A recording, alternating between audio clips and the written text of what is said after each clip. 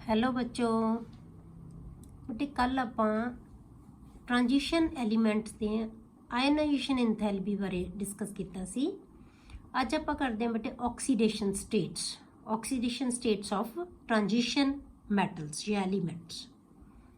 The transition elements exhibit a large number of oxidation states in their compounds। मतलब अपने compound जो बनाते हैं ट्रांजिशन एलीमेंट्स तो उन्होंने ऑक्सीडेशन स्टेट्स ਜਿਹੜੀਆਂ बहुत ज़्यादा ਹੁੰਦੀਆਂ अलग अलग ऑक्सीडेशन स्टेट्स ਦੇ ਵਿੱਚ कंपाउंड बना सकते एलीमेंट्स। ये एक नोटेबल फीचर है ट्रांजिशन एलीमेंट का। This is a notable feature of the transition elements. The different oxidation states are related to electronic configuration of the atom. ये सानू पता है कि जी ऑक्सीडेशन स्टेट है वो हमेशा इलैक्ट्रॉनिक कन्फिगरेशन के नाल ही रिलेटेड होंदी है कि वो एलीमेंट है जिहड़ा ओदी जिहड़ी एटम है वो किन्ने इलैक्ट्रॉन किसी स्पीशीज़ नूं दे सकती है, किन्ने इलैक्ट्रॉन किसी स्पीशीज़ तो लै सकती है या किन्ने इलैक्ट्रॉन किसी स्पीशीज़ नाल शेयर कर सकती है। ये सिर्फ वो इलैक्ट्रॉनिक कन्फिगरेशन तो ही क्लीयर हो सकता है। ठीक है, तो आपां पहली ट्रांजिशन सीरीज़ है जिहड़ी ਉਹਦੇ ਸਾਰੇ ਐਲੀਮੈਂਟਸ ਦੀ ਆਪਾਂ ਇਲੈਕਟ੍ਰੋਨਿਕ ਕਨਫਿਗਰੇਸ਼ਨ ਦੇ ਨਾਲ ਆਪਾਂ ਉਹਦੀ ਆਕਸੀਡੇਸ਼ਨ ਸਟੇਟਸ ਦੇਖਾਂਗੇ ਕਿ ਕਿਹੜੀ ਕਿਹੜੀ ਆਕਸੀਡੇਸ਼ਨ ਸਟੇਟਸ ਹੋ ਸਕਦੀਆਂ ਜਿਹਨੂੰ ਕਿ ਆਪਾਂ ਡਿਸਕਸ ਕਰਨਾ ਅੱਜ। ਠੀਕ ਹੈ, ਤਾਂ ਆਪਾਂ ਪਹਿਲਾਂ ਲੈ ਲਿਆ ਸਕੈਂਡੀਅਮ। ਕਨਫਿਗਰੇਸ਼ਨ ਸਾਨੂੰ ਪਤਾ ਹੈ 3d1 and 4s2। ਹੁਣ ਆਕਸੀਡੇਸ਼ਨ ਸਟੇਟ ਇਹਦੀ ਕਿਹੜੀ ਹੋ ਸਕਦੀ ਹੈ ਬੇਟੇ? ਇਹਦੀ ਸਿਰਫ +3 ਆਕਸੀਡੇਸ਼ਨ ਸਟੇਟ ਹੁੰਦੀ ਹੈ। 2 ਇਲੈਕਟ੍ਰੋਨ s ਚੋਂ ਤਾਂ ਜਾਣਗੇ ਹੀ ਜਾਣਗੇ। ਆਪਾਂ ਕਹਿ ਸਕਦੇ ਕਿ +2 ਆਕਸੀਡੇਸ਼ਨ ਸਟੇਟ ਵੀ ਇਹਦੀ ਹੋ ਸਕਦੀ ਹੈ, ਪਰ ਜੇ ਨਾਲ ਇਹ ਡੀ ਦੇ ਵਿੱਚੋਂ ਇੱਕ ਇਲੈਕਟ੍ਰੋਨ ਹੋਰ ਛੱਡ ਦਿੰਦੀ ਹੈ ਤਾਂ ਇਹਦੀ ਨੋਬਲ ਗੈਸ ਵਰਗੀ ਕਨਫਿਗਰੇਸ਼ਨ ਬਣ ਜਾਏਗੀ। ਕਲੀਅਰ ਹੋ ਗਿਆ? ਕਿਹਦੇ ਵਰਗੀ ਹੋ ਜਾਏਗੀ? ਆਰਗਨ ਵਰਗੀ। 18 ਨੰਬਰ ਰਹਿ ਜਾਏਗਾ। ਇਹਦਾ ਨੰਬਰ ਕਿੰਨਾ ਹੁੰਦਾ ਹੈ? 21। ਕਲੀਅਰ? ਤਾਂ ਨੋਬਲ ਗੈਸ ਲਾਈਕ ਕਨਫਿਗਰੇਸ਼ਨ ਕਿਸੇ ਵੀ ਸਪੀਸ਼ੀਜ਼ ਦੀ ਜੇ ਨੋਬਲ ਗੈਸ ਵਰਗੀ ਕਨਫਿਗਰੇਸ਼ਨ ਬਣਦੀ ਹੋਵੇ ਤਾਂ ਉਹਦੀ ਸਟੇਬਿਲਿਟੀ ਕੀ ਹੁੰਦੀ ਹੈ ਬੇਟੇ? ਬਹੁਤ ਜ਼ਿਆਦਾ ਹੁੰਦੀ ਹੈ। ਇਸ ਕਰਕੇ ਸਕੈਂਡੀਅਮ ਸਿਰਫ +3 ਆਕਸੀਡੇਸ਼ਨ ਸਟੇਟ ਦੇ ਵਿੱਚ ਹੀ ਕੰਪਾਊਂਡ ਬਣਾਉਂਦੀ ਹੈ, ਇਹ ਐਲੀਮੈਂਟ ਬਣਾਉਂਦਾ ਹੈ, ਕਿਸੇ ਵੀ ਹੋਰ ਸਟੇਟ ਦੇ ਵਿੱਚ ਨਹੀਂ। ਠੀਕ ਹੈ, ਇਹ ਕੁਐਸਚਨ ਵੀ ਆਉਂਦਾ ਹੈ, ਤੁਹਾਨੂੰ ਆਏਗਾ ਅੱਗੇ ਵੀ ਕਿ ਜਿਹੜਾ ਕਿਹੜਾ एलीमेंट है जिहड़ा वो सिर्फ +3 ऑक्सीडेशन स्टेट बनाएगा या इक्को ही ऑक्सीडेशन स्टेट दे विच एग्जिस्ट करता है या वेरीएबल ऑक्सीडेशन स्टेट नहीं शो करता। ठीक है, तो आप इत्थे दसांगे भी जिहड़ा है स्कैंडियम है। उस तो बाद आ गया टाइटेनियम। टाइटेनियम है जिहड़ा उहदे की है 3d2 and 4s2। ਇਹਦੀ ਹੁਣ ਆਕਸੀਡੇਸ਼ਨ ਸਟੇਟ ਕੀ ਹੋ ਸਕਦੀ ਹੈ ਬੇਟੇ? +2 ਵੀ ਹੋ ਸਕਦੀ ਹੈ, +3 ਵੀ ਹੋ ਸਕਦੀ ਹੈ, +4 ਵੀ। ਮਤਲਬ ਕੀ ਹੈ? ਇਹ 2 ਇਲੈਕਟ੍ਰੋਨ ਵੀ ਸ਼ੇਅਰ ਕਰ ਸਕਦਾ ਹੈ, ਇਹ 3 ਵੀ ਕਰ ਸਕਦਾ ਹੈ, ਡੀ ਚੋਂ 1 ਇਲੈਕਟ੍ਰੋਨ ਸ਼ੇਅਰ ਕਰ ਲੇਗਾ, ਇਹ 4 ਵੀ ਕਰ ਸਕਦਾ ਹੈ, ਦੋਨੋਂ ਤੋਂ ਦੋਨੋਂ ਇਲੈਕਟ੍ਰੋਨ ਵੀ ਸ਼ੇਅਰ ਕਰ ਲੇਗਾ। ਤਾਂ ਕੀ ਆ ਜਾਏਗਾ? 2 ਆਕਸੀਡੇਸ਼ਨ ਸਟੇਟ ਵੀ ਹੋਏਗੀ, 3 ਵੀ ਹੋਏਗੀ, 4 ਵੀ ਹੋਏਗੀ। ਪਰ ਜਿਹਨੂੰ ਆਪਾਂ ਅੰਡਰਲਾਈਨ ਕੀਤਾ ਹੋਇਆ ਨਾ, ਇਹ ਉਹਦੀ ਮੈਕਸੀਮਮ ਜਿਹੜੀ ਉਹਦੀ ਸਟੇਬਲ ਸਭ ਤੋਂ ਜ਼ਿਆਦਾ ਸਟੇਬਲ ਕਨਫਿਗਰੇਸ਼ਨ ਨਾ ਆਕਸੀਡੇਸ਼ਨ ਸਟੇਟ ਹੈ ਉਹ ਹੈ, मतलब ਜਿਹਦੇ 'ਚ ਜ਼ਿਆਦਾ ਐਗਜ਼ਿਸਟ ਕਰਦਾ ਹੈ। ਤਾਂ ਟਾਈਟੇਨੀਅਮ ਦੀ ਸਭ ਤੋਂ ਜ਼ਿਆਦਾ ਸਟੇਬਲ ਆਕਸੀਡੇਸ਼ਨ ਸਟੇਟ ਕੀ ਹੈ? +4। ਮਤਲਬ 4 ਦੇ ਵਿੱਚ ਕੰਪਾਊਂਡ ਜ਼ਿਆਦਾ ਬਣਾਉਂਦਾ ਹੈ ਇਹ, ਕਿਉਂਕਿ ਬੇਟੇ 4 ਇਲੈਕਟ੍ਰੋਨ ਛੱਡਣ ਵਾਲੇ ਦੀ ਕਨਫਿਗਰੇਸ਼ਨ ਕੀ ਹੈ? ਫਿਰ ਨੋਬਲ ਗੈਸ ਵਰਗੀ ਬਣ ਜਾਏਗੀ। ਇਸ ਕਰਕੇ +4 ਦੇ ਵਿੱਚ ਇਹਦੇ ਕੰਪਾਊਂਡਸ ਹੈ ਜਿਹੜੇ ਜ਼ਿਆਦਾ ਸਟੇਬਲ ਹੁੰਦੇ ਹੈ। ਠੀਕ ਹੈ, ਅੱਗੇ ਵੈਨੇਡੀਅਮ 20 ਇਹਦਾ ਨੰਬਰ 23। ਤਾਂ ਕੀ ਆਏਗਾ? D3 4s2। ਹੁਣ ਇਹ ਸਾਰੀਆਂ ਕਨਫਿਗਰੇਸ਼ਨਸ ਬਣਾਉਂਦਾ ਹੈ। ਇਹ ਵੀ 5 ਜਿਹੜੀ ਹੈਗੀ ਆਕਸੀਡੇਸ਼ਨ ਸਟੇਟ ਹੈ ਜਿਹੜੀ ਉਹ ਕੀ ਹੈ ਜਿਹਦੀ ਜ਼ਿਆਦਾ ਸਟੇਬਲ ਹੈ। ਇਹ 2 ਵੀ ਬਣਾਏਗਾ, 3 ਵੀ, 4 ਵੀ, 5 ਵੀ। ਮਤਲਬ ਕੀ ਹੈ? ਸਾਰੇ ਇਹ ਕਨਫਿਗਰੇਸ਼ਨ ਜਿਹੜੀਆਂ ਇਹਦੀਆਂ ਆਕਸੀਡੇਸ਼ਨ ਸਟੇਟਸ ਹਨ ਬਟ ਇਹ ਇੰਨੀਆਂ ਜ਼ਿਆਦਾ ਕਿਉਂ ਹੁੰਦੀਆਂ? ਕੋਈ ਵੀ ਐਲੀਮੈਂਟ ਦੀਆਂ ਆਕਸੀਡੇਸ਼ਨ ਸਟੇਟਸ ਕਿਉਂ ਹੈ? ਕਿਉਂਕਿ ਜਿਹੜੇ 4s ਜਾਂ ਤੁਸੀਂ ਕਹਿ ਲਓ ਕੋਈ ਵੀ ਜਿਹੜੇ ਟ੍ਰਾਂਜੀਸ਼ਨ ਐਲੀਮੈਂਟਸ ਹੈ ns ਇਲੈਕਟ੍ਰੋਨਸ ਤੋਂ ਇਲਾਵਾ n-1d ਇਲੈਕਟ੍ਰੋਨਸ ਵੀ ਕੈਮੀਕਲ ਕੰਬੀਨੇਸ਼ਨ ਦੇ ਵਿੱਚ ਪਾਰਟਿਸਿਪੇਟ ਕਰਦੇ ਹੈ। ਇਸ ਕਰਕੇ ਇਹਨਾਂ ਦੀਆਂ ਆਕਸੀਡੇਸ਼ਨ ਸਟੇਟਸ ਬਹੁਤ ਜ਼ਿਆਦਾ ਹੁੰਦੀਆਂ। ਠੀਕ ਹੈ, ਤਾਂ ਇਹ 'ਚੋਂ 2 ਇਲੈਕਟ੍ਰੋਨ ਵੀ ਇਹ 'ਚੋਂ 1 ਵੀ ਸ਼ੇਅਰ ਕਰ ਸਕਦੇ, 2 ਵੀ ਕਰ ਸਕਦੇ, 3 ਵੀ ਕਰ ਸਕਦੇ ਆ। ਤਾਂ ਕਿੰਨੀਆਂ ਹੋ ਗਈਆਂ? 2 3 4 and 5। ਇਹਦੀ ਫਿਰ 5 ਆਕਸੀਡੇਸ਼ਨ ਸਟੇਟ ਹੈ ਜਿਹੜੀ ਉਹ ਕੀ ਹੈ? ਜ਼ਿਆਦਾ ਸਟੇਬਲ ਹੈ। 5 ਹੈ ਜਿਹੜੀ ਉਹ ਵੱਧ ਸਟੇਬਲ ਹੋਏਗੀ। उस तो बाद आ गया क्रोमियम, तो यदि एक्सैप्शनल कन्फिगरेशन है, सानू पता है 3d5 and 4s1, 3d5 and 4s1। हुण इहदी की है कन्फिगरेशन, सॉरी ऑक्सीडेशन स्टेट्स +2 भी है। एस चो तो 2 इलैक्ट्रॉन जाणगे ही जाणगे, ठीक है, एस चो जाणगे ही जाणगे 2 इलैक्ट्रॉन, ठीक है। एस इहदे इलैक्ट्रॉन +2 +3 +4 +5 and +6, मतलब 1 इलैक्ट्रॉन शेयर करेगा ना, 2 इलैक्ट्रॉन इहदे एस वाले दोने इलैक्ट्रॉन शेयर करनगे, तो 2 इलैक्ट्रॉन जिहड़ी ऑक्सीडेशन स्टेट होएगी, या 3 भी हो सकते, ये चो जिन्ने मर्जी इलैक्ट्रॉन शेयर कर सकता है। पर जिहड़ियां 4 ते 5 ऑक्सीडेशन स्टेट है ना, ये बहुत घट होंदियां, बहुत रेयर होंदियां। ते स्टेबल किहड़ियां दे विचों, या 3 ऑक्सीडेशन स्टेट है, ते या इहदे विच +6 है। ये इहदियां स्टेबल ऑक्सीडेशन जिन्हां दे विच ये कंपाउंड बनाउंदा है, ये कंपाउंड, ठीक है, ये एलीमेंट। उस तो बाद आ गया बेटे मैंगनीज। मैंगनीज दे विच D5 4s2, तो की आएगा 2 भी है, 3 4 5 6 and 7। हुण तुहानूं क्वेश्चन आउंदा है कि पहली ट्रांजिशन सीरीज़ दे विच किहड़ा एलीमेंट है जिहड़ा मैक्सिमम ऑक्सीडेशन स्टेट्स दे विच एग्जिस्ट करदा है, तो की है मैंगनीज, ठीक है। तो ये सारिया ऑक्सीडेशन स्टेट्स बनाता है, जिन्ने भी इलैक्ट्रॉन है वो सारे दे सारे कैमिकल कॉम्बीनेशन दे विच पार्टिसिपेट करते हैं।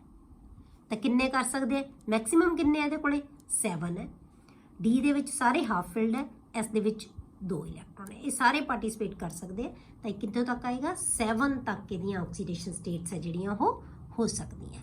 तो मैक्सिमम MN ही दिखाता है। पर ये स्टेबल जिहड़ियां हैगियां ऑक्सीडेशन स्टेट्स किहड़ियां +2, जदों दोनों इलैक्ट्रॉन एक्स चो मतलब शेयर करेगा या दे देगा, या +7 सारे ही इलैक्ट्रॉन शेयर कर लेगा, ये आ गया +7।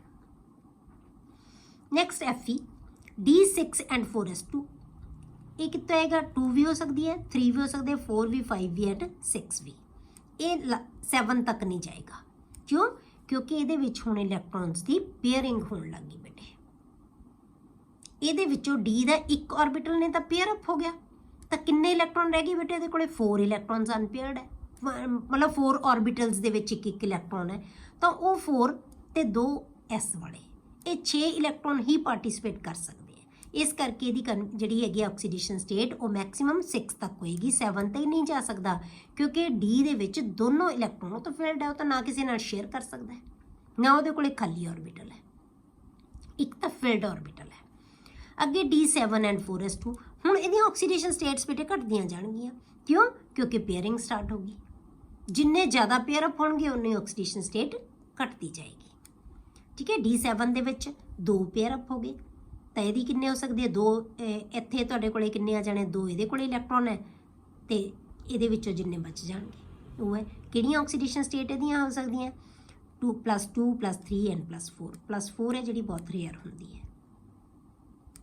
निकल आ गया D8 4s2, +2 +3 +4, इहदियां भी यही ऑक्सीडेशन स्टेट हुंदियां।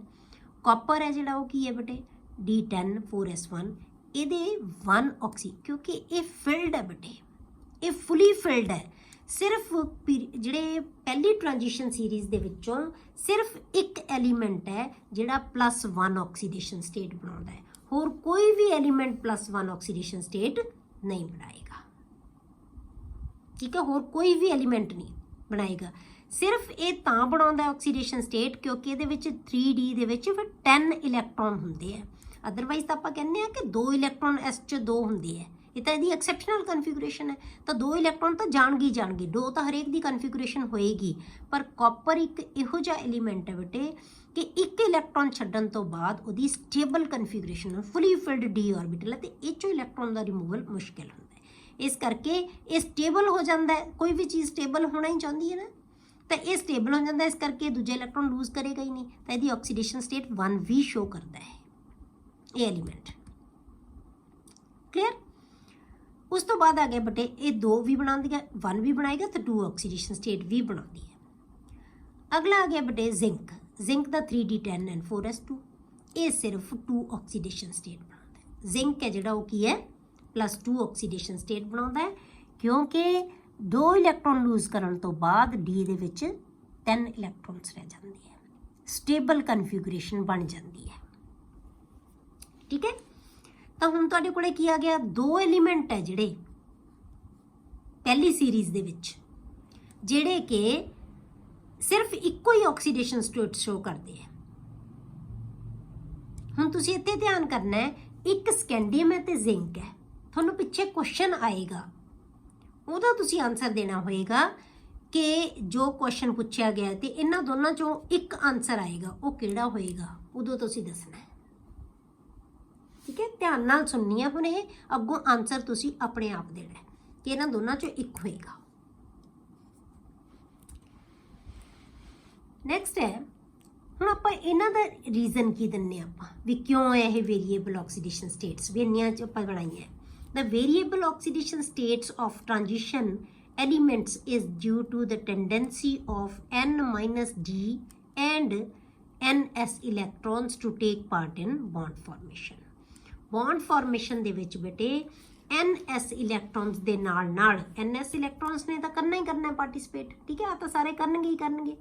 ਇਹਦੇ ਨਾਲ N-1D electrons ਵੀ ਪਾਰਟਿਸਿਪੇਟ ਕਰਦੇ ਆ ਬੌਂਡ ਫਾਰਮੇਸ਼ਨ ਦੇ ਵਿੱਚ। ਇਸ ਕਰਕੇ ਜਿਹੜਾ ਹੈ ਇਹਨਾਂ ਦੀ ਆਕਸੀਡੇਸ਼ਨ ਸਟੇਟ ਹੈ ਉਹ ਕੀ ਹੁੰਦੀ ਹੈ, ਵੇਰੀਏਬਲ ਹੁੰਦੀ ਹੈ।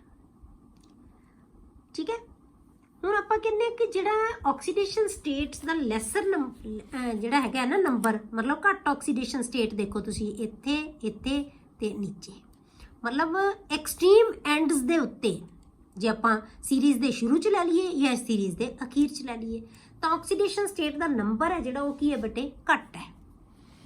ਠੀਕ ਹੈ, ਤੇ ਆਪਾਂ ਕੀ ਹੈ, the lesser number of oxidation states at the extreme ends is due to either few electrons to lose or share, ਜਾਂ ਤਾਂ ਉਹਨਾਂ ਕੋਲੇ ਇਲੈਕਟ੍ਰੋਨ ਦਾ ਨੰਬਰ ਹੀ ਘੱਟ ਹੈ ਕਿ ਉਹ ਲੂਜ਼ ਕਰ ਸਕਣ ਜਾਂ ਸ਼ੇਅਰ ਕਰ ਸਕਣ ਕੁਝ ਵੀ। ਇਹਨਾਂ ਕੋਲੇ ਘੱਟ ਹੈ ਇਲੈਕਟ੍ਰੋਨ, ਇਹਨਾਂ ਕੋਲੇ ਘੱਟ ਹੈ, ਇਹਨਾਂ ਕੋਲ ਹੁਣ ਇਲੈਕਟ੍ਰੋਨ ਬਹੁਤ ਜ਼ਿਆਦਾ ਵੱਧ ਗਏ ਤਾਂ ਆਕਸੀਡੇਸ਼ਨ ਸਟੇਟਸ ਵੀ ਵਧੀਆ ਗਈਆਂ। ਫਿਰ ਬੇਟੇ ਇਹਨਾਂ 'ਚ ਪੇਅਰਿੰਗ ਸ਼ੁਰੂ ਹੋਣ ਲੱਗ ਗਈ, ਤਾਂ ਪੇਅਰਿੰਗ ਹੋਣ ਨਾਲ ਜਿਹੜੇ ਉਹਨਾਂ ਕੋਲੇ ਅਵੇਲੇਬਲ ਔਰਬਿਟਲ ਹੈ ਉਹ ਘਟਣ ਲੱਗ ਪਏ। ਠੀਕ ਹੈ, ਜਿਹੜੇ ਔਰਬਿਟਲ ਅਨਸ਼ੇਅਰਡ ਹੈ ਉਹ ਘਟਣ ਲੱਗ ਪਏ, ਤਾਂ ਫਿਰ ਉਹ ਆਕਸੀਡੇਸ਼ਨ ਸਟੇਟ ਫਿਰ ਘਟਣ ਲੱਗ ਗਈ। ਕਲੀਅਰ ਹੋ ਗਿਆ। ਤਾਂ ਐਕਸਟ੍ਰੀਮ ਐਂਡਸ ਦੇ ਉੱਤੇ ਆਕਸੀਡੇਸ਼ਨ ਸਟੇਟ ਹੈ ਜਿਹੜੀ ਉਹ ਘੱਟ ਹੁੰਦੀ ਹੈ। ਉਹਦਾ ਰੀਜ਼ਨ ਕੀ ਹੈ, is due to either few number electrons to lose or share, ਜਿਵੇਂ Sc ਤੇ ਟਾਈਟੇਨੀਅਮ ਲੈ ਲਿਆ। ठीक है, इन्हों को घट नंबर ऑफ इलैक्ट्रॉन्स है और टू मैनी डी इलैक्ट्रॉन्स, या इलैक्ट्रॉन ज़्यादा है या उन्होंने विच इलैक्ट्रॉन की है ज़्यादा इलैक्ट्रॉन है या घट है या ज़्यादा है। ज़्यादा होने नाल की होएगा बेटे, hence fewer orbitals available in which to share electrons with others. हुण उहदे कोले फिर ऑर्बिटल्स है जिहड़े ਉਹਨਾਂ ਦਾ ਨੰਬਰ ਅਵੇਲੇਬਲ ਘੱਟ ਰਹਿ ਜਾਏਗਾ, ਜਿਹਦੇ ਵਿੱਚ ਉਹਨੇ ਦੂਸਰੀਆਂ ਐਟਮਸ ਦੇ ਨਾਲ ਜਾਂ ਦੂਸਰਿਆਂ ਦੇ ਜਿਹੜੀ ਕੋਈ ਵੀ ਦੂਜੀ ਸਪੀਸ਼ੀਜ਼ ਦੇ ਨਾਲ ਉਹਨੇ ਇਲੈਕਟ੍ਰੋਨ ਸ਼ੇਅਰ ਕਰਨੇ ਆ, ਉਹਦੇ ਵਾਸਤੇ ਔਰਬਿਟਲਸ ਦਾ ਨੰਬਰ ਹੈ ਜਿਹੜਾ ਉਹ ਕੀ ਹੈ, ਘੱਟ ਅਵੇਲੇਬਲ ਰਹਿ ਜਾਂਦਾ ਹੈ। ਜਿਵੇਂ ਕਾਪਰ ਤੇ ਜ਼ਿੰਕ ਲੈ ਲਿਆ। ਠੀਕ ਹੈ, ਇਹਨਾਂ ਕੋਲ ਇਲੈਕਟ੍ਰੋਨ ਕੀ ਹੈ, ਜ਼ਿਆਦਾ ਫਿਲਡ ਹੈ। ਡੀ ਦੇ ਵਿੱਚ ਵੀ ਬਹੁਤ ਸਾਰੇ ਇਲੈਕਟ੍ਰੋਨ ਆ ਗਏ, ਸਾਰੇ ਪੇਅਰਡ ਹੋ ਗਏ, ਇਸ ਕਰਕੇ ਜਿਹੜੀ ਅਵੇਲੇਬਿਲਿਟੀ ਹੈ ਇਲੈਕਟ੍ਰੋਨਸ ਦੀ ऑर्बिटल्स की वो की हो जाती है, घट रह जाती है बहुत। ठीक है, तो ये दो रीजन है जिदे करके एक्सट्रीम एंड्स के उत्ते ऑक्सीडेशन स्टेट्स का नंबर है जिहड़ा वो घट जाता है। Transition elements show low oxidation states in some compounds. कुछ कंपाउंड्स दे विच transition elements low oxidation state भी शो करते हैं, मतलब कि जीरो भी शो करते हैं। फॉर एग्जाम्पल NiCO4 एक ਕੰਪਲੈਕਸ ਕੰਪਾਊਂਡ ਹੈ ਬੇਟੇ। ਨੈਕਸਟ ਚੈਪਟਰ ਆਪਾਂ ਪੜਾਂਗੇ ਕੋਆਰਡੀਨੇਸ਼ਨ ਕੰਪਾਊਂਡਸ, ਉਹਦੇ ਵਿੱਚ ਆਪਾਂ ਇਦਾਂ ਦੇ ਕੰਪਾਊਂਡਸ ਹੀ ਪੜਾਂਗੇ। ਹੁਣ ਤੁਸੀਂ ਯਾਦ ਕਰ ਲਓ ਕਿ ਇਹ ਕੋਆਰਡੀਨੇਸ਼ਨ ਕੰਪਲੈਕਸ ਹੈ। ਠੀਕ ਹੈ, ਤਾਂ ਨਿਕਲ ਜਿਹੜਾ ਕਾਰਬੋਨਿਲ ਕੰਪਾਊਂਡ ਹੈ ਇਹਨੂੰ ਕਹਿੰਦੇ ਆਪਾਂ, ਇਹ ਆਇਰਨ ਦਾ ਕਾਰਬੋਨਿਲ ਕੰਪਾਊਂਡ ਹੈ। ਤਾਂ ਇਹ ਦੋ ਕੰਪਾਊਂਡ ਹੈ, ਇੱਥੇ ਜਿਹੜੀ ਆਕਸੀਡੇਸ਼ਨ ਸਟੇਟ ਹੈ ਨਾ ਨਿਕਲ ਦੀ ਉਹ ਜ਼ੀਰੋ ਹੈ। ਇੱਥੇ ਆਇਰਨ ਦੀ ਜਿਹੜੀ ਆਕਸੀਡੇਸ਼ਨ ਸਟੇਟ ਹੈ ਉਹ ਕੀ ਹੈ, ਜ਼ੀਰੋ ਹੈ, ਕਿਉਂਕਿ ਕੋਈ ਚਾਰਜ ਨਹੀਂ, ਇਹਦੇ ਉੱਤੇ ਕੋਈ ਚਾਰਜ ਨਹੀਂ ਹੁੰਦਾ ਤੇ ਇਸ ਕਰਕੇ ਇਹਦੇ ਤੇ ਵੀ ਕੋਈ ਚਾਰਜ ਹੈ ਨਹੀਂਗਾ, ਤਾਂ ਕੀ ਹੈ, ਜ਼ੀਰੋ ਆਕਸੀਡੇਸ਼ਨ। ਇਹ ਆਪਾਂ ਕੱਢਣੀ ਵੀ ਸਿੱਖਾਂਗੇ, ਉੱਥੇ ਬਹੁਤ ਈਜ਼ੀਲੀ ਸਮਝ ਆ ਜਾਏਗਾ ਤੁਹਾਨੂੰ। ਹੁਣ ਬਸ ਇੱਥੇ ਯਾਦ ਹੀ ਕਰੋ ਕਿ ਇਹ ਦੋ ਕੰਪਾਊਂਡਸ ਹੈ ਜਿਨ੍ਹਾਂ ਦੇ ਵਿੱਚ ਨਿਕਲ ਤੇ ਆਇਰਨ ਦੀ ਆਕਸੀਡੇਸ਼ਨ ਸਟੇਟ ਕੀ ਹੈ, ਜ਼ੀਰੋ ਹੈ। ਠੀਕ ਹੈ, ਤੇ ਆਪਾਂ ਉੱਪਰ ਜਿਹੜੇ ਆਪਾਂ ਕੰਪਾਊਂਡਸ ਕੀਤੇ ਉਹਦੇ ਵਿੱਚ ਆਪਾਂ ਕਿਤੇ ਵੀ ਆਕਸੀਡੇਸ਼ਨ ਸਟੇਟ ਜ਼ੀਰੋ ਨਹੀਂ ਸ਼ੋ ਕੀਤੀ ਵੀ ਹੁੰਦੀ ਹੈ, ਪਰ ਕਈ ਕੰਪਾਊਂਡਸ ਦੇ ਵਿੱਚ ਇਹ ਜ਼ੀਰੋ ਆਕਸੀਡੇਸ਼ਨ ਸਟੇਟ ਸ਼ੋ ਕਰਦੇ ਹੈ, ਜਿਹੜੇ ਕਿ ਕੰਪਲੈਕਸ ਕੰਪਾਊਂਡਸ ਆਪਾਂ ਲੈ। ਕਲੀਅਰ। ਉਸ ਤੋਂ ਬਾਅਦ ਬੇਟੇ ਆਪਾਂ ਕਰਦੇ ਹਾਂ ਇਹਦੇ ਨਾਲ ਰਿਲੇਟਡ, ਜਿਵੇਂ ਆਪਾਂ ਕੱਲ ਟੌਪਿਕ ਕੀਤਾ ਸੀ ਆਇਓਨਾਈਜੇਸ਼ਨ ਐਂਥੈਲਪੀ, ਅੱਜ ਆਪਾਂ ਕੀਤਾ ਬੇਟੇ oxidation states, variable oxidation state. ਇਹਨਾਂ ਦੇ ਦੋਨਾਂ ਦੇ ਨਾਲ ਰਿਲੇਟਡ ਆਪਾਂ ਕੁਝ ਕੁਐਸਚਨ ਡਿਸਕਸ ਕਰਦੇ ਹਾਂ ਆਪਾਂ। Why are the ionisation enthalpies of 5D elements greater than 3D elements. ਹੁਣ ਤੁਸੀਂ ਪਹਿਲਾਂ ਵੀਡੀਓ ਨੂੰ ਪੌਜ਼ ਕਰਕੇ ਇਹਨਾਂ ਕੁਐਸਚਨਸ ਨੂੰ ਆਪਣੇ ਆਪ ਸੋਲਵ ਕਰਨ ਦੀ ਕੋਸ਼ਿਸ਼ ਕਰਨੀ ਹੈ। ਬਹੁਤ ਈਜ਼ੀ ਹੈ ਬੇਟੇ, ਸਾਰਾ ਕੁਝ ਮੈਂ ਜਦੋਂ ਵੀ ਤੁਹਾਨੂੰ ਆਪਾਂ ਪੜ੍ਹਾਇਆ, ਮੈਂ ਆਇਓਨਾਈਜੇਸ਼ਨ ਪੜ੍ਹਾਈ ਸੀ, ਉੱਥੇ ਵੀ ਆਪਾਂ ਡਿਸਕਸ ਵੀ ਕੀਤਾ ਸੀ ਇਹ, ਠੀਕ ਹੈ। ਤਾਂ ਬਹੁਤ ਆਸਾਨੀ ਨਾਲ ਤੁਸੀਂ ਕੁਐਸਚਨਸ ਦੇ ਆਨਸਰ ਹੈ ਜਿਹੜੇ ਉਹ ਦੇ ਸਕੋਗੇ। ਤਾਂ 5D ਐਲੀਮੈਂਟਸ ਦੀ ਜਿਹੜੀ ਆਇਓਨਾਈਜੇਸ਼ਨ ਐਂਥੈਲਪੀ ਜ਼ਿਆਦਾ ਕਿਉਂ ਹੁੰਦੀ ਹੈ ਬੇਟੇ? ਡਿਊ ਟੂ ਲੈਂਥਾਨੋਇਡ ਕੰਟਰੈਕਸ਼ਨ, ਕਿਉਂਕਿ 5D ਤੋਂ ਪਹਿਲਾਂ ਅਸੀਂ 4f ਆਰਬਿਟਲਸ ਫਿਲ ਕਰਦੇ ਹਾਂ। 4f ਆਰਬਿਟਲਸ ਫਿਲ ਕਰਨ ਨਾਲ ਬੇਟੇ ਜਿਹੜਾ ਨਿਊਕਲੀਅਰ ਚਾਰਜ ਹੈ, ਜਿਹਨੂੰ ਕਹਿ ਲਓ ਇਫੈਕਟਿਵ ਨਿਊਕਲੀਅਰ ਚਾਰਜ, ਬਹੁਤ ਵੱਧ ਜਾਂਦਾ ਹੈ, ਕਿਉਂਕਿ 4f ਆਰਬਿਟਲਸ ਦਾ ਜਿਹੜਾ ਸਕਰੀਨਿੰਗ ਇਫੈਕਟ ਹੈ ਨਾ ਉਹ ਬਹੁਤ ਪੂਅਰ ਹੁੰਦਾ ਹੈ। ਤਾਂ ਇਸ ਕਰਕੇ ਇਫੈਕਟਿਵ ਨਿਊਕਲੀਅਰ ਚਾਰਜ ਵਧਣ ਕਰਕੇ ਉਹਨਾਂ ਦੀ ਆਇਓਨਾਈਜੇਸ਼ਨ ਐਂਥੈਲਪੀ ਸਾਈਜ਼ ਛੋਟਾ ਹੋ ਜਾਂਦਾ ਹੈ, ਜਿਸ ਕਰਕੇ ਆਇਓਨਾਈਜੇਸ਼ਨ ਐਂਥੈਲਪੀ ਹੈ ਉਹਦੀ ਵੈਲਿਊ ਕੀ ਹੋ ਜਾਂਦੀ ਹੈ? ਵੱਧ ਜਾਂਦੀ ਹੈ। ਇਹ ਆਪਾਂ ਡਿਸਕਸ ਕੀਤਾ ਸੀ ਉੱਥੇ। ਨੇਮ ਟ੍ਰਾਂਜੀਸ਼ਨ ਐਲੀਮੈਂਟ, ਹੁਣ ਮੈਂ ਤੁਹਾਨੂੰ ਕਿਹਾ ਸੀ ਨਾ, ਹੁਣੇ ਪੜ੍ਹਿਆ ਆਪਾਂ, ਮੈਂ ਕਿਹਾ ਸੀ ਮੈਂ ਤੁਹਾਨੂੰ ਪੁੱਛੂੰਗੀ ਕੁਐਸਚਨ, ਫਿਰ ਤੁਸੀਂ ਉਹਦਾ ਆਨਸਰ ਕਰਨਾ। Name a transition element which does not exhibit variable oxidation states। ਤੁਸੀਂ ਉਸ ਟ੍ਰਾਂਜੀਸ਼ਨ ਐਲੀਮੈਂਟ ਦਾ ਨਾਮ ਦੱਸੋ ਜਿਹੜਾ ਕਿ ਵੇਰੀਏਬਲ ਆਕਸੀਡੇਸ਼ਨ ਸਟੇਟ ਦੇ ਵਿੱਚ ਐਗਜ਼ਿਸਟ ਨਹੀਂ ਕਰਦਾ। ਤਾਂ ਮੈਂ ਤੁਹਾਨੂੰ ਕਿਹਾ ਸੀ ਕਿ ਦੋ ਐਲੀਮੈਂਟ ਹੈ ਬੇਟੇ, ਇੱਕ ਸਕੈਂਡੀਅਮ ਹੈ, ਇੱਕ ਜ਼ਿੰਕ ਹੈ। ਹੁਣ ਇਹਨਾਂ ਚੋਂ ਟ੍ਰਾਂਜੀਸ਼ਨ ਐਲੀਮੈਂਟ ਕਿਹੜਾ ਹੈ? ਸਕੈਂਡੀਅਮ। ਜ਼ਿੰਕ ਨੂੰ ਟ੍ਰਾਂਜੀਸ਼ਨ ਐਲੀਮੈਂਟ ਨਹੀਂ ਕਹਿੰਦੇ ਅਸੀਂ, ਕਿਉਂ? ਕਿਉਂਕਿ ਜ਼ਿੰਕ ਦੇ ਵਿੱਚ ਇਨਕੰਪਲੀਟ ਡੀ ਆਰਬਿਟਲ ਨਹੀਂ ਹੁੰਦਾ, ਠੀਕ ਹੈ। ਤਾਂ ਡੀ ਆਰਬਿਟਲ ਆਪਾਂ ਟ੍ਰਾਂਜੀਸ਼ਨ ਐਲੀਮੈਂਟਸ ਉਹਨਾਂ ਨੂੰ ਕਹਿੰਦੇ ਆ ਜਿਨ੍ਹਾਂ ਕੋਲ ਇਨਕੰਪਲੀਟ ਡੀ ਆਰਬਿਟਲ ਹੁੰਦਾ ਹੈ। ਇਹਦੇ ਕੋਲ ਇਨਕੰਪਲੀਟ ਡੀ ਆਰਬਿਟਲ ਹੈ ਨਹੀਂ, ਇਸ ਕਰਕੇ ਜ਼ਿੰਕ ਨੂੰ ਟ੍ਰਾਂਜੀਸ਼ਨ ਐਲੀਮੈਂਟ ਨਹੀਂ ਕਿਹਾ ਜਾਂਦਾ।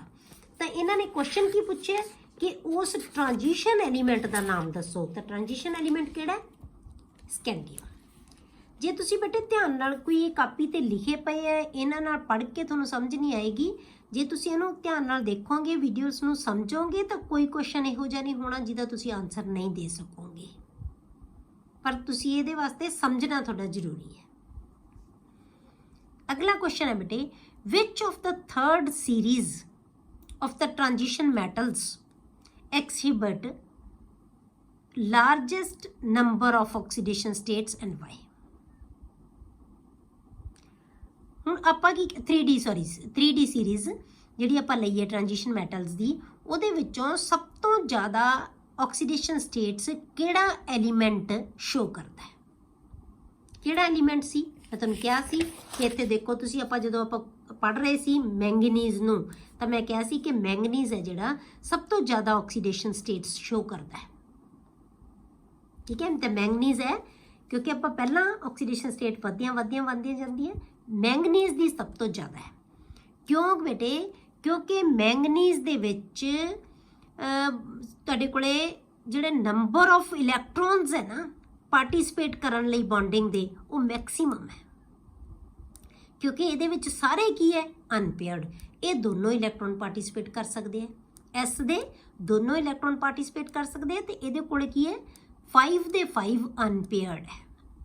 ਇਸ ਕਰਕੇ ਇਹ 7 ਦੇ 7 ਇਲੈਕਟ੍ਰੋਨਸ ਹੈ ਜਿਹੜੇ ਉਹ ਬੌਂਡਿੰਗ ਦੇ ਵਿੱਚ ਆਪਣੇ ਕੰਟਰੀਬਿਊਟ ਕਰ ਸਕਦਾ ਹੈ। ਇਸ ਕਰਕੇ ਮੈਂਗਨੀਜ਼ ਹੈ ਜਿਹੜਾ, ਇਹਦੀ ਆਕਸੀਡੇਸ਼ਨ ਸਟੇਟ ਹੈ ਜਿਹੜੀ ਉਹ number of oxidation states maximum ਹੈ। ਕਲੀਅਰ। ਅਗਲਾ ਹੈ which metal in the first transition series. ਬੇਟੇ ਇਹਨੂੰ ਫਸਟ ਟ੍ਰਾਂਜੀਸ਼ਨ ਸੀਰੀਜ਼ ਵੀ ਕਹਿ ਸਕਦੇ ਹਾਂ, 3D ਸੀਰੀਜ਼ ਵੀ ਕਹਿ ਸਕਦੇ ਹਾਂ, ਉਹੀ ਚੀਜ਼ ਹੈ, ਕਿਉਂਕਿ ਤੁਹਾਨੂੰ ਕੁਐਸਚਨ ਸਾਰੇ ਪਹਿਲੀ ਸੀਰੀਜ਼ ਦੇ ਨਾਲ ਰਿਲੇਟਡ ਹੀ ਆਉਂਦੇ ਆ। Which metal in the first transition series exhibits +1 oxidation state most frequently and Y.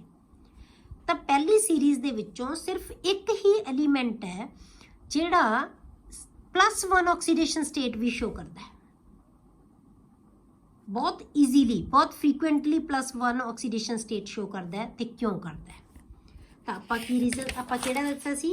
Copper ਹੈ ਜਿਹੜਾ, ਉਹ ਸਿਰਫ ਇੱਕੋ ਹੀ ਐਲੀਮੈਂਟ ਸੀ ਜਿਹਦੇ ਵਿੱਚ +1 ਆਕਸੀਡੇਸ਼ਨ ਸਟੇਟ ਆਉਂਦੀ ਹੈ। ਕਾਪਰ ਹੈ ਜਿਹੜਾ +1 ਆਕਸੀਡੇਸ਼ਨ ਸਟੇਟ ਵੀ ਸ਼ੋ ਕਰ ਸਕਦਾ ਹੈ। ਕਿਉਂ? ਕਿਉਂਕਿ ਜਦੋਂ ਇਹ ਇਸ ਦੇ ਵਿੱਚੋਂ ਇੱਕ ਇਲੈਕਟ੍ਰੋਨ ਛੱਡ ਦੇਗਾ ਜਾਂ ਸ਼ੇਅਰ ਕਰ ਲੇਗਾ ਤਾਂ ਇਹਦਾ 3D ਹੈ ਜਿਹੜਾ ਉਹ ਕੀ ਹੈ? ਫੁੱਲੀ ਫਿਲਡ ਹੈ। ਠੀਕ ਹੈ, ਇਹ ਇਲੈਕਟ੍ਰੋਨ ਛੱਡਣ ਤੋਂ ਬਾਅਦ ਇਹ ਫੁੱਲੀ ਫਿਲਡ ਹੈ, ਤਾਂ ਇਸ ਕਰਕੇ ਇਹ ਕੀ ਹੈ?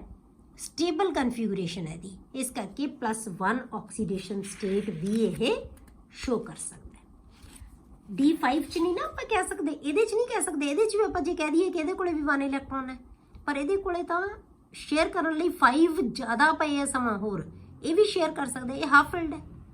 ਇਹ ਸ਼ੇਅਰ ਨਹੀਂ ਕਰ ਸਕਦਾ ਕਿਉਂ? ਕਿਉਂਕਿ ਸਾਰੇ ਸ਼ੇਅਰਡ ਇਲੈਕਟ੍ਰੋਨ ਹੈ ਇਹਦੇ ਕੋਲੇ। ਠੀਕ ਹੈ, ਇਹਦੇ ਸਾਰੇ ਇਸ ਚੀਜ਼ ਨੂੰ ਸਮਝਣਾ ਹੈ ਤੁਸੀਂ ਕਿ ਜੇ ਆਪਾਂ ਕਹੀਏ ਕਿ ਇਹ ਵੀ ਸ਼ੋ ਕਰ ਸਕਦਾ ਹੈ ਕਿ D5 ਕਨਫਿਗੂਰੇਸ਼ਨ ਰਹਿ ਗਈ ਸਟੇਬਲ, ਨੋ, ਇਹ ਤਾਂ ਸ਼ੇਅਰ ਕਰ ਸਕਦਾ ਹੈ, ਇਹਦੇ ਕੋਲ ਤਾਂ ਸਮਾਂ ਜਿਹੜੇ ਹਾਫ ਫਿਲਡ ਇਲੈਕਟ੍ਰੋਨ ਜ਼ਿਆਦਾ ਪਏ ਹੈ, ਤਾਂ ਇਹ ਤਾਂ ਸਾਰੇ ਸ਼ੇਅਰ ਕਰ ਸਕਦਾ ਹੈ। ਇਹ ਨਹੀਂ ਕਰ ਸਕਦਾ ਕਿਉਂਕਿ ਸਾਰੇ ਸ਼ੇਅਰਡ ਹੈ ਇਹਦੇ ਕੋਲੇ, ਤਾਂ ਇਸ ਕਰਕੇ ਇਹ ਫ੍ਰੀਕੁਐਂਟਲੀ 1 ਆਕਸੀਡੇਸ਼ਨ ਸਟੇਟ ਵੀ ਸ਼ੋ ਕਰੇਗਾ। ਤਾਂ ਸਿਰਫ ਕਾਪਰ ਇਹਦੇ ਵਿੱਚ ਇਹਦਾ ਆਨਸਰ ਆਏਗਾ। ਨੇਮ ਦਾ ਐਲੀਮੈਂਟ ਵਿਚ ਸ਼ੋਜ਼ ਓਨਲੀ +3 ਆਕਸੀਡੇਸ਼ਨ ਸਟੇਟ। ਹੁਣ ਸਿਰਫ ਤੁਸੀਂ ਉਹ ਐਲੀਮੈਂਟ ਦਾ ਨਾਮ ਦੱਸਣਾ ਜਿਹੜਾ ਸਿਰਫ 3 ਆਕਸੀਡੇਸ਼ਨ ਸਟੇਟ ਸ਼ੋ ਕਰਦਾ ਹੈ। ਠੀਕ ਹੈ, ਉਹ ਕਿਹੜਾ ਐਲੀਮੈਂਟ ਹੈ? ਸਕੈਂਡੀਅਮ। ਸਿਰਫ +3 ਆਕਸੀਡੇਸ਼ਨ ਸਟੇਟ ਕਿਹਦੀ ਹੈ? ਸਕੈਂਡੀਅਮ ਦੀ। ਤਾਂ 2 ਦਾ ਆਨਸਰ ਸਕੈਂਡੀਅਮ ਹੈ ਗਿਆ। ਇੱਕ ਤਾਂ ਉਹ ਟ੍ਰਾਂਜੀਸ਼ਨ ਐਲੀਮੈਂਟ ਜਿਹੜਾ ਵੇਰੀਏਬਲ ਆਕਸੀਡੇਸ਼ਨ ਸਟੇਟ ਸ਼ੋ ਨਹੀਂ ਕਰਦਾ, ਸਿਰਫ ਇੱਕੋ ਹੀ ਆਕਸੀਡੇਸ਼ਨ ਸਟੇਟ ਕਰਦਾ ਹੈ। ਇੱਕ ਉਹ ਐਲੀਮੈਂਟ ਦੱਸੋ ਜਿਹੜਾ ਸਿਰਫ 3 ਆਕਸੀਡੇਸ਼ਨ ਸਟੇਟ ਕਰਦਾ ਹੈ। ਠੀਕ ਹੈ, ਤਾਂ ਡੀ ਬਲੌਕ ਦੇ ਵਿੱਚ ਤੁਹਾਨੂੰ ਇਹ ਵੀ ਕਿਹਾ ਜਾ ਸਕਦਾ ਹੈ, ਡੀ ਬਲੌਕ ਦੇ ਵਿੱਚੋਂ ਟ੍ਰਾਂਜੀਸ਼ਨ ਐਲੀਮੈਂਟ ਨਹੀਂ ਕਿਹਾ ਜਾਣਾ ਵੀ ਜਿਹੜਾ ਉਹ ਐਲੀਮੈਂਟ ਦੱਸੋ ਜਿਹੜਾ ਸਿਰਫ +2 ਆਕਸੀਡੇਸ਼ਨ ਸਟੇਟ ਕਰਦਾ ਹੈ, ਤਾਂ ਉਹ +2 ਹੈ। ਜੇ ਆਪਾਂ ਇਹ ਕਹਿਤਾ ਡੀ ਬਲੌਕ ਦੇ ਵਿੱਚ, ਤਾਂ ਡੀ ਬਲੌਕ ਦੇ ਵਿੱਚ ਜਾਂ ਟ੍ਰਾਂਜੀਸ਼ਨ ਸੀਰੀਜ਼ ਦੇ ਵਿੱਚ ਰੱਖਦੇ ਕਿਉਂ ਇਹਨੂੰ? ਕਿਉਂਕਿ ਇਹਨਾਂ ਦੀਆਂ ਪ੍ਰੋਪਰਟੀਜ਼ ਉਹਨਾਂ ਦੇ ਨਾਲ ਮੈਚ ਕਰਦੀਆਂ। ਅਦਰਵਾਈਜ਼ ਡੀ ਜਾਂ ਆਪਾਂ ਟ੍ਰਾਂਜੀਸ਼ਨ ਐਲੀਮੈਂਟਸ ਕਿਹਨਾਂ ਨੂੰ ਕਹਿੰਦੇ ਹਾਂ ਅਸੀਂ? ਜਿਨ੍ਹਾਂ ਦੇ ਵਿੱਚ ਇਨਕੰਪਲੀਟ ਡੀ ਆਰਬਿਟਲ ਹੁੰਦਾ, ਜਾਂ ਉਹਦੀ ਗਰਾਊਂਡ ਸਟੇਟ ਦੇ ਵਿੱਚ, ਤੇ ਜਾਂ ਉਹਨਾਂ ਦੀ ਜਿਹੜੀ ਆਕਸੀਡੇਸ਼ਨ ਸਟੇਟ ਹੈ, ਜਿਹੜੀਆਂ ਉਹਨਾਂ ਦੀਆਂ ਸਟੇਬਲ ਆਕਸੀਡੇਸ਼ਨ ਸਟੇਟਸ ਹੈ ਉਹਨਾਂ ਦੇ ਵਿੱਚ। ਠੀਕ ਹੈ, ਹੁਣ ਆਪਾਂ ਕਰਦੇ ਹਾਂ ਬੇਟੇ trends in the standard electrode potentials. Standard electrode potential ਜੇ ਆਪਾਂ ਲਈ ਕਿਸੇ ਵੀ ਮੈਟਲ ਦੀ ਜਿਹੜੀ ਸਟੇਬਿਲਿਟੀ ਹੈ, ਉਹਦੇ ਕੰਪਾਊਂਡ ਦੀ ਸਟੇਬਿਲਿਟੀ ਹੈ ਨਾ ਬੇਟੇ ਜਿਹੜੀ, ਉਹ ਉਹਦੀ ਆਇਓਨਾਈਜੇਸ਼ਨ ਐਂਥੈਲਪੀ ਤੇ ਡਿਪੈਂਡ ਕਰਦੀ ਹੈ ਕਿ ਕਿਸੇ ਵੀ ਮੈਟਲ ਦਾ ਜਿਹੜਾ ਕੰਪਾਊਂਡ ਹੈ ਸਟੇਬਲ ਹੈ, ਕਿਹੜੀ ਆਕਸੀਡੇਸ਼ਨ ਸਟੇਟ ਦੇ ਵਿੱਚ ਸਟੇਬਲ ਹੈ, ਉਹ ਉਹਦੀ ਆਇਓਨਾਈਜੇਸ਼ਨ ਹੈ ਜਿਹੜੀ ਉਹਦੇ ਤੇ ਡਿਪੈਂਡ ਕਰੇਗਾ। ਕਿਉਂਕਿ ਜਿੰਨੀ ਆਇਓਨਾਈਜੇਸ਼ਨ ਐਂਥੈਲਪੀ ਘੱਟ ਹੋਏਗੀ, ਠੀਕ ਹੈ, ਤਾਂ ਉਹਦਾ ਕੰਪਾਊਂਡ ਉਨੀ ਆਕਸੀਡੇਸ਼ਨ ਸਟੇਟ ਦੇ ਵਿੱਚ ਸਟੇਬਲ ਹੋਏਗਾ। smaller the ionization enthalpy of the metal, stable is its compound, ਤਾਂ ਉਹਦਾ ਕੰਪਾਊਂਡ ਉਨਾ ਜ਼ਿਆਦਾ ਸਟੇਬਲ ਹੋਏਗਾ। ਠੀਕ ਹੈ, ਇਹ ਜੇ ਆਪਾਂ ਸਿਰਫ ਆਇਓਨਾਈਜੇਸ਼ਨ ਐਂਥੈਲਪੀ ਤੇ ਲੈਣਾ ਹੋਵੇ ਤਾਂ ਆਇਓਨਾਈਜੇਸ਼ਨ ਐਂਥੈਲਪੀ ਹੈ ਜਿਹੜੀ ਉਹ ਕਿਸੇ ਗੈਸੀਅਸ ਐਟਮ ਦੇ ਵਿੱਚੋਂ ਇਲੈਕਟ੍ਰੋਨ ਨੂੰ ਰਿਮੂਵ ਕਰਨ ਨਾਲ ਆਉਂਦੀ ਹੈ ਉਹਦਾ ਕੰਪਾਊਂਡ ਜਦੋਂ ਬਣੇਗਾ। ਪਰ ਜੇ ਬੇਟੇ ਆਪਾਂ ਕਿਸੇ ਕੰਪਾਊਂਡ ਦੀ ਉਹਦੀ ਆਕਸੀਡਾਈਜ਼ਿੰਗ ਪਾਵਰ ਜਾਂ ਰਿਡਿਊਸਿੰਗ ਪਾਵਰ ਜਾਂ ਉਹਦੇ ਕੰਪਾਊਂਡ ਦੀ ਸਟੇਬਿਲਿਟੀ ਇਨ ਦਾ ਸੋਲਿਊਸ਼ਨ ਚੈੱਕ ਕਰਨੀ ਹੋਵੇ ਤਾਂ ਜਿਹੜੀ ਆਕਸੀਡਾਈਜ਼ਿੰਗ ਪਾਵਰ, ਰਿਡਿਊਸਿੰਗ ਪਾਵਰ ਹੈ, ਹਮੇਸ਼ਾ ਸੋਲਿਊਸ਼ਨ 'ਚ ਹੁੰਦੀ ਹੈ। However, in solutions, the stability of the compounds depends upon the enthalpy of sublimation, ionization enthalpy, hydration enthalpy. ਇਹਨਾਂ ਸਾਰੀਆਂ ਚੀਜ਼ਾਂ ਤੇ ਡਿਪੈਂਡ ਕਰੇਗੀ। ਮਤਲਬ ਕੀ ਹੈ ਕਿ ਜੇ ਆਪਾਂ ਕਿਸੇ ਕੰਪਾਊਂਡ ਨੂੰ ਸੋਲਿਊਸ਼ਨ ਦੇ ਵਿੱਚ ਲੈ ਲਿਆ ਤਾਂ ਆਪਾਂ ਸਿਰਫ ਕੰਪਾਊਂਡ ਦੇ ਵਿੱਚੋਂ ਇਲੈਕਟ੍ਰੋਨ ਰਿਮੂਵ ਨਹੀਂ, ਆਪਾਂ ਮੈਟਲ ਦੇ ਵਿੱਚੋਂ ਇਲੈਕਟ੍ਰੋਨ ਨੂੰ ਰਿਮੂਵ ਨਹੀਂ ਕੀਤਾ, ਅਸੀਂ ਉਹਦਾ ਸੋਲੂਸ਼ਨ ਵੀ ਬਣਾਇਆ ਹੈ। ਉਦੋਂ ਫਿਰ ਕੀ ਹੋਏਗਾ, ਉਹਦੀਆਂ ਜਿਹੜੀ ਉਹਦੀ ਸਟੇਬਿਲਿਟੀ ਹੈ ਨਾ, ਉਹ ਡਿਪੈਂਡ ਕਰੇਗੀ ਮੇਨ 3 ਚੀਜ਼ਾਂ ਦੇ ਉੱਤੇ। ਸਬਲੀਮੇਸ਼ਨ ਤੇ, ਕਿਉਂਕਿ ਸਬਲੀਮੇਸ਼ਨ ਦਾ ਮਤਲਬ ਉਹਨੂੰ ਗੈਸ 'ਚ ਕਨਵਰਟ ਕਰੇਗਾ। ਫਿਰ ਉਹਦੀ ਆਇਓਨਾਈਜੇਸ਼ਨ ਮਤਲਬ ਉਹ 'ਚੋਂ ਇਲੈਕਟ੍ਰੋਨ ਰਿਮੂਵ ਕਰੇਗਾ। ਫਿਰ ਉਹਦੀ ਹਾਈਡਰੇਸ਼ਨ ਐਂਥੈਲਪੀ, ਜਦੋਂ ਅਸੀਂ ਪਾਣੀ 'ਚ ਪਾ ਦਾਂਗੇ, ਪਾਣੀ ਦੇ ਨਾਲ ਇੰਟਰੈਕਟ ਕਰਕੇ ਕਿੰਨੀ એનર્ਜੀ ਰਿਲੀਜ਼ ਕਰੇਗਾ ਉਹ ਕੰਪਾਊਂਡ। ਠੀਕ ਹੈ, ਤਾਂ ਇਹ ਸਾਰੀਆਂ એનર્ਜੀਜ਼ ਦੇ ਸਮ ਨੂੰ ਜਿਹੜਾ ਹੈਗਾ ਇਹ ਡਿਸਾਈਡ ਕਰੇਗਾ ਉਹਦੀ ਕੰਪਾਊਂਡ ਦੀ ਸਟੇਬਿਲਿਟੀ ਹੋਏਗੀ।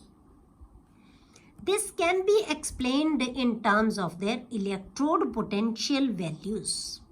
ਤਾਂ ਇਹਨੂੰ ਆਪਾਂ ਸਾਰੀ ਚੀਜ਼ ਨੂੰ ਐਕਸਪਲੇਨ ਕਰ ਸਕਦੇ ਹਾਂ ਉਹਦੇ ਇਲੈਕਟ੍ਰੋਡ ਪੋਟੈਂਸ਼ੀਅਲ ਵੈਲਿਊਜ਼ ਦੇ ਨਾਲ। ਹੁਣ ਕਿਸੇ ਵੀ ਐਟਮ ਮੈਟਲ ਦਾ ਜਿਹੜਾ ਆਕਸੀਡੇਸ਼ਨ ਪੋਟੈਂਸ਼ੀਅਲ ਹੈ, ਆਪਾਂ ਕਿਵੇਂ ਕਵਾਂਗੇ ਬੇਟੇ ਕਿ ਮੈਟਲ ਨੂੰ, ਠੀਕ ਹੈ, ਮੈਟਲ ਸੋਲਿਡ ਨੂੰ ਅਸੀਂ ਮੈਟਲ ਆਇਨ ਐਕੁਅਸ 'ਚ ਕਨਵਰਟ ਕਰਤਾ। ਮੈਟਲ ਆਇਨ ਐਕੁਅਸ 'ਚ ਜਦੋਂ ਇਹਨੇ ਇਲੈਕਟ੍ਰੋਨ ਲੂਜ਼ ਕਰਤਾ, ਮੈਟਲ ਨੇ ਇਲੈਕਟ੍ਰੋਨ ਲੂਜ਼ ਵੀ ਕੀਤਾ ਤੇ ਐਕੁਅਸ ਦੇ ਵਿੱਚ ਵੀ ਆ ਗਿਆ। ਹੁਣ ਇਹ ਇੱਥੋਂ ਇੱਥੇ ਪਹੁੰਚਣ ਦੇ ਵਿੱਚ ਬੇਟੇ ਉਹਦੇ 3 ਸਟੈਪ ਆਉਂਦੇ ਆ। ਮੈਟਲ ਸੋਲਿਡ ਤੋਂ ਮੈਟਲ ਆਇਨ ਐਕੁਅਸ 'ਚ ਪਹੁੰਚਣ ਵਾਸਤੇ 3 ਸਟੈਪਸ ਦੇ ਵਿੱਚ ਉਹ ਜਾਏਗਾ ਇੱਥੇ। ਠੀਕ ਹੈ, ਕਿਹੜੇ ਸਟੈਪਸ ਹੈ? ਦਿਸ ਪ੍ਰੋਸੈਸ ਇਨਵੋਲਵਸ 3 ਸਟੈਪਸ। ਮੈਟਲ ਨੇ ਬੇਟੇ ਕੀ ਕੀਤਾ, ਪਹਿਲਾ ਸਟੈਪ ਇਹਦਾ ਮੈਟਲ ਗੈਸ ਦੇ ਵਿੱਚ ਕਨਵਰਟ ਕੀਤਾ, ਤਾਂ ਉੱਥੇ ਸਾਨੂੰ ਉਹਦੀ ਸਬਲੀਮੇਸ਼ਨ એનર્ਜੀ ਚਾਹੀਦੀ ਹੈ। ਇਹ ਆਪਾਂ ਬੇਟੇ 1 ਦੇ ਵਿੱਚ ਤੁਸੀਂ ਕੀਤਾ ਹੈ, ਇਹਨੂੰ ਆਪਾਂ ਕੀ ਕਹਿੰਦੇ ਆ, ਬੌਰਨ ਹੈਬਰ ਸਾਈਕਲ। ਇਹ ਕੀ ਸੀ, ਆਪਾਂ ਪੜ੍ਹਿਆ ਸੀ ਤੁਸੀਂ ਉੱਥੇ। ਠੀਕ ਹੈ, ਇਹ ਕੀ ਸੀਗਾ, ਬੌਰਨ ਹੈਬਰ ਸਾਈਕਲ। ਬੌਰਨ ਹੈਬਰ ਸਾਈਕਲ ਇਹ ਤੁਸੀਂ ਉੱਥੇ ਪੜ੍ਹਿਆ ਸੀ, ਬਹੁਤ ਚੰਗੀ ਤਰ੍ਹਾਂ ਕੀਤਾ ਹੋਇਆ ਕਿ ਮੈਟਲ ਸੋਲਿਡ ਹੈ ਜਿਹੜਾ ਸਬਲੀਮੇਸ਼ਨ એનર્ਜੀ ਲੈ ਕੇ એનર્ਜੀ ਦੇਣੀ ਪਏਗੀ, ਇਹ ਸਾਨੂੰ ਪੋਜ਼ਿਟਿਵ એનર્ਜੀ ਹੈ, ਤਾਂ ਮੈਟਲ ਗੈਸ 'ਚ ਕਨਵਰਟ ਹੋ ਗਿਆ। ਮੈਟਲ ਗੈਸ ਦੇ ਵਿੱਚੋਂ ਕੀ ਹੈ, ਉਹ ਆਇਓਨਾਈਜੇਸ਼ਨ ਐਂਥੈਲਪੀ ਲੈ ਕੇ ਮੈਟਲ ਗੈਸੀਅਸ ਆਇਨ ਦੇ ਵਿੱਚ ਕਨਵਰਟ ਹੋ ਗਿਆ। ਇਹ ਸੈਕੰਡ ਸਟੈਪ ਆ ਗਿਆ। ਮੈਟਲ ਗੈਸ ਨੇ ਇਲੈਕਟ੍ਰੋਨ ਲੂਜ਼ ਕਰਤਾ, ਠੀਕ ਹੈ, ਇਲੈਕਟ੍ਰੋਨ ਲੂਜ਼ ਕਰਕੇ ਆਇਓਨਾਈਜੇਸ਼ਨ ਐਂਥੈਲਪੀ ਲੈ ਕੇ ਇਲੈਕਟ੍ਰੋਨ ਲੂਜ਼ ਕਰਤਾ, ਤਾਂ ਮੈਟਲ ਆਇਨ ਬਣ ਗਿਆ, M ਪੋਜ਼ਿਟਿਵ ਬਣ ਗਿਆ। ਇਹ ਗੈਸੀਅਸ ਦੇ ਵਿੱਚ ਹੀ ਹੈ। ਹੁਣ ਆਪਾਂ ਕੀ ਇਹਦੇ ਵਿੱਚ ਵਾਟਰ ਐਡ ਕਰਤਾ। ਜਦੋਂ ਅਸੀਂ ਵਾਟਰ ਐਡ ਕਰਾਂਗੇ ਤਾਂ ਵਾਟਰ ਦੇ ਨਾਲ ਇੰਟਰੈਕਟ ਕਰੇਗਾ, ਤਾਂ ਉਹਦੇ 'ਚੋਂ એનર્ਜੀ ਰਿਲੀਜ਼ ਹੋਏਗੀ, ਉਹਨੂੰ ਅਸੀਂ ਹਾਈਡਰੇਸ਼ਨ ਐਂਥੈਲਪੀ ਕਹਿੰਦੇ ਆ। ਇਹ ਉਹਦਾ ਤੀਜਾ ਸਟੈਪ ਹੋ ਗਿਆ। ਪਹਿਲੇ ਸਟੈਪ ਦੇ ਵਿੱਚ ਮੈਟਲ ਸੋਲਿਡ ਗੈਸ 'ਚ ਕਨਵਰਟ ਹੋਇਆ, ਦੂਜੇ ਸਟੈਪਸ ਉਹਨੇ ਆਇਓਨਾਈਜੇਸ਼ਨ ਐਂਥੈਲਪੀ ਲੈ ਕੇ ਮੈਟਲ ਆਇਨ ਬਣਾ ਲਿਆ ਗੈਸੀਅਸ ਫਾਰਮ ਦੇ ਵਿੱਚ। ਗੈਸੀਅਸ ਆਇਨ ਨੇ ਜਿਹੜਾ ਹੈ ਪਾਣੀ ਨਾਲ ਇੰਟਰੈਕਟ ਕਰਕੇ ਮੈਟਲ ਆਇਨ ਐਕੁਅਸ ਬਣਾ ਲਿਆ, ਉੱਥੇ ਹਾਈਡਰੇਸ਼ਨ ਐਂਥੈਲਪੀ ਹੈ।